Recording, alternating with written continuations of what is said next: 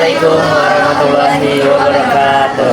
Halo teman-teman semuanya, kami dari kelompok 8. Kami berlima sedang melakukan observasi di SMK Negeri 7 Jakarta, teman-teman.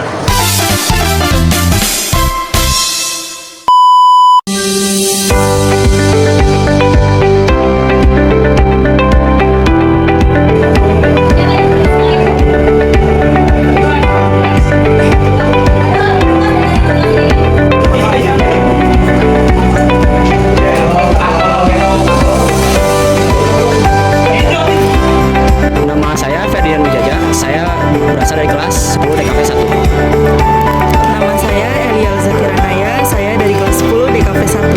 Oke, kalau dari pembelajaran di kelas dari semua mata pelajaran itu kalian masing-masing gitu paling suka mata pelajaran apa? Pribadi saya suka dengan mata pelajaran PPKN, mata pelajaran sejarah dari PPKN, yaitu gurunya Pak Irwan Sazari.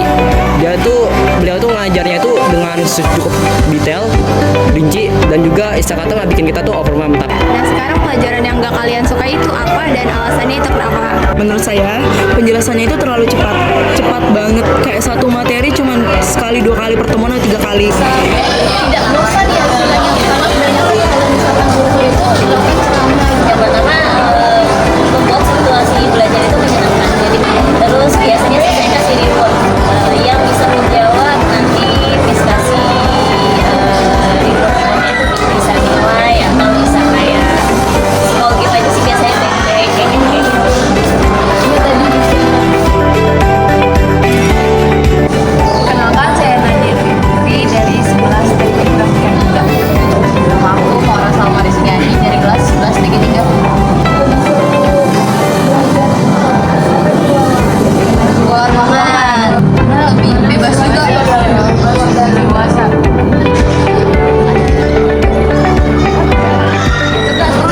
Tugas tapi lebih santai. Pak, motivasi Bapak nih Pak selama ngajar itu apa sih Pak? Yang motivasi saya sih yang pertama itu adalah membuat anak-anak itu berubah. Karena tingkat kebugaran anak sekarang itu jauh di bawah tingkat cukup. Jadi untuk masuk yang parah. Jadi motivasi saya ngajar itu ingin membuat anak-anak itu bugar. Jadi kalau udah bugar, mereka itu belajar pun jadi fokus, nggak gampang lelah.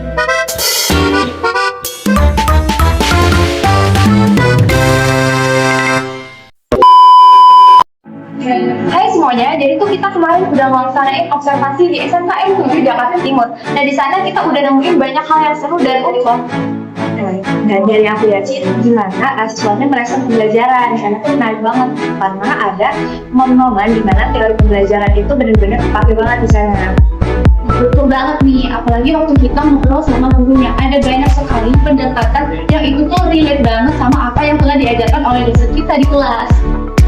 Ternyata interaksi di luar kelas beda lagi tau, dinamis banget. Banyak elemen pembelajaran yang dilakukan secara spontan dan juga natural. Kita sampai mikir, oh ternyata gini ya, kalau penerapan teori belajar, kalau konteksnya itu bebas lagi. Biar banget kita bisa daripada jelasin di sini, mending kalian langsung nonton aja video. Kita bakal menjelaskan detail lainnya dari pembahasan kita masing-masing. Dan kemudian sama teori belajar dan pembelajaran pada berdiskusikan. Jadi kita langsung mulai aja kali ya pembahasan dari hasil observasi kita di SMK Negeri 7 Jakarta Timur. Nah kalau dari ruang kelas sendiri gimana hasil pengamatan kamu?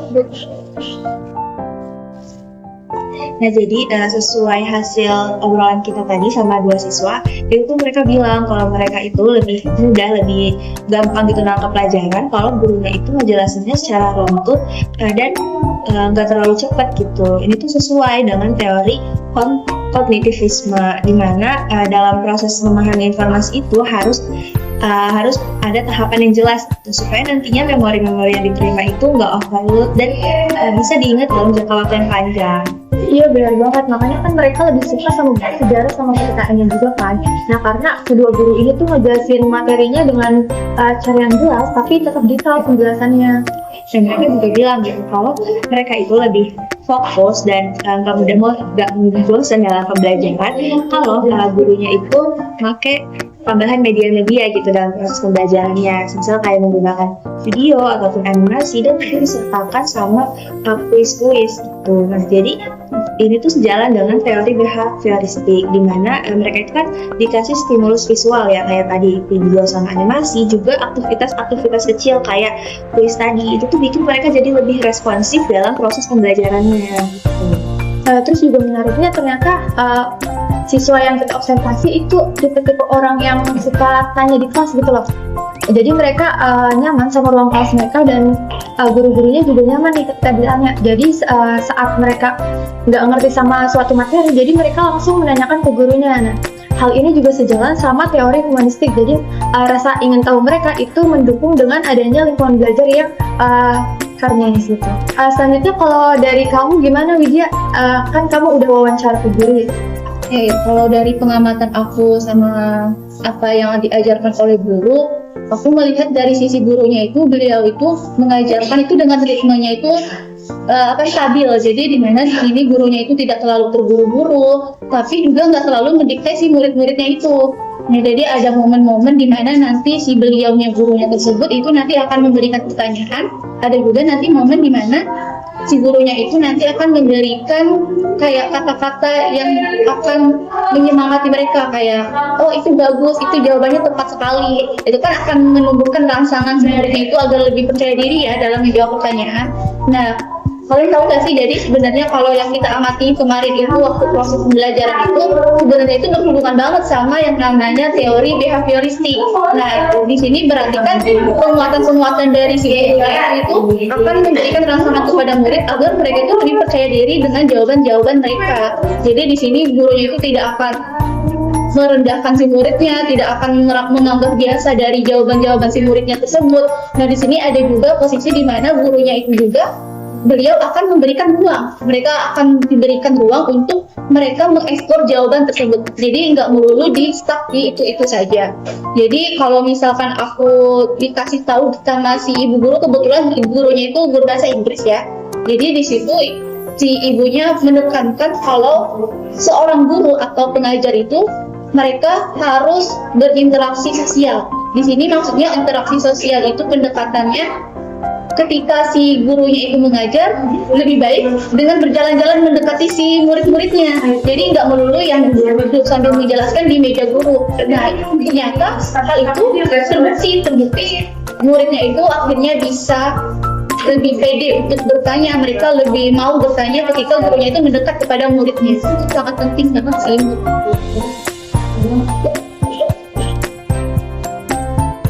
Oh ya nih, kalau misal di luar kelas ya, pembelajaran itu berbeda dengan yang di dalam kelas, di mana siswanya itu lebih banyak nyoba, lebih banyak gerak, dan juga siswanya itu bisa berinteraksi dengan cara sosial gitu loh, dengan berinteraksi dengan teman-temannya dan juga menyoba hal-hal yang dilakukan oleh gurunya gitu. Itu lebih pada praktek gitu loh. Nah, terus juga aku mention pas gurunya ngejelasin gitu. Nah, pas gurunya ngejelasin itu tuh lebih ke ayo gini loh gerakannya, ini nih gerakannya. Terus juga bisa dengan cara gurunya itu mencontohkan gitu loh, kayak misalnya gini ya cara rendangnya gitu. Lebih kepada praktek di mana siswa itu harus melakukan contoh yang dikasih oleh gurunya gitu loh. Terus juga aku kan kemarin ini ya wawancara gurunya gitu. Nah, gurunya itu mereka memberi penilaian, di mana penilaian tersebut itu dinilai dengan cara proses siswanya gitu loh. Ketika proses siswanya kayak misalnya siswanya disiplin, terus juga siswanya kerja keras, dan juga siswanya itu mau ikut antusias gitu loh, sangat antusias mengikuti pembelajaran gitu. Terus juga penilaian tersebut berguna untuk menjadi motivasi dari siswanya tersebut gitu loh. Nah, terus juga aku wawancara tentang apa sih yang bikin pendekatan guru dan siswa itu lebih dekat gitu. Nah, gurunya itu menjelaskan di mana guru tersebut ngedekatin siswanya itu dengan cara menanyakan apakah pembelajaran ini susah gitu, di mana susahnya, di mana letak susahnya gitu, sehingga guru tersebut tahu dan juga memberi arahan lebih kepada siswanya gitu. Dan juga yang terakhir, guru tersebut tuh sering banget ngasih motivasi kepada siswanya dengan cara mengasih motivasi berupa kutipan, kayak seperti kalau misalnya kalian nih badannya bugar, badannya sehat, itu tuh bisa melakukan aktivitas dengan cara yang baik gitu loh, melakukan aktivitas dengan cara mudah gitu. Lalu juga mencontohkan pada contoh nyata gurunya tersebut gitu, berolahraga tersebut. Dia kan badannya bugar, terus juga badannya sehat gitu loh, lebih terlihat fresh dan juga melakukan arahan-arahan dengan cara baik gitu loh, sehingga melakukan apapun itu ya bisa dengan cara mudah gitu. Kalau misalnya kamu gimana Anya? Kan kamu menanyakan pada siswanya ya. Nah, dari pandangan kamu gimana sih pembelajaran di luar kelas itu? Pas aku ngobrol tuh sama siswa jurusan teknik mereka itu justru lebih senang kalau misalkan mereka di lingkungan teman mereka jadi lebih paham gitu. Nah, bisa langsung ngobrol sama dia. Apa lagi namanya giliran itu perbedaan sama teorinya buat kita belajar itu bisa melalui dan saling. Nah, mereka juga tentang konsep ada yang mulai ada sih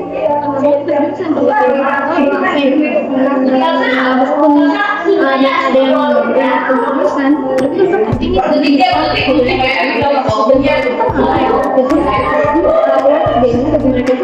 lebih luas. Kalau pendekatan yang dilakukan sama guru di lapangan berbeda banget kan kita nyambung. Nah kalau di kelas kan tahap penjelasan tuh terakhir, jadi ada step-step yang dilakukan sama guru kan. Jadi sisa tuh yang biasa sama gurunya aja. Nah tapi kalau di lapangan karena yang diberikan sebenarnya itu langsung, jadi mereka bisa kejadian langsung terus dengan penjelasan gurunya juga secara langsung kan melalui pendapat. Nah jadi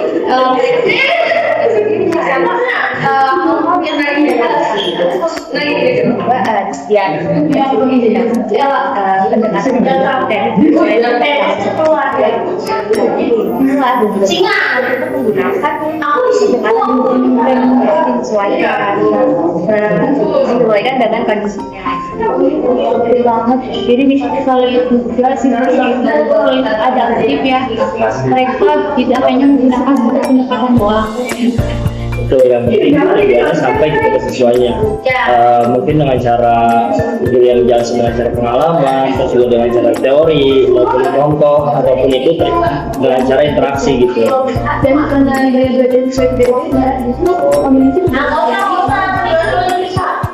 Oke, jadi sekian kita mulai masuk kesempatan kami yang dilakukan di SMK Negeri 2. semoga bisa menjadi penerapan teori di kehidupan nyata.